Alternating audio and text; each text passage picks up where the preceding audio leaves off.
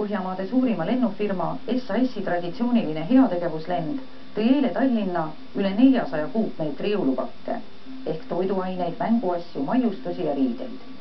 Kas olete aga mõelnud, miks võtab kiire majanduskasvuga ja igavaks Põhjamaa riigiks pürgiv Eesti ikka veel vastu olme ja toiduabi ja seda Põhjamaade, mitte aga meie oma ettevõtjatelt? Vaadake ja näeme nädala pärast.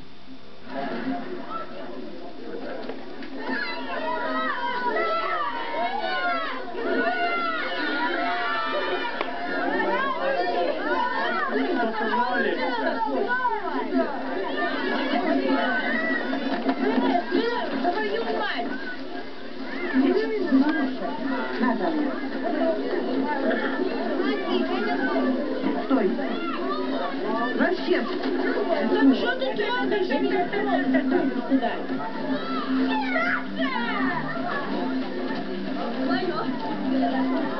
Мы не будем выдавать.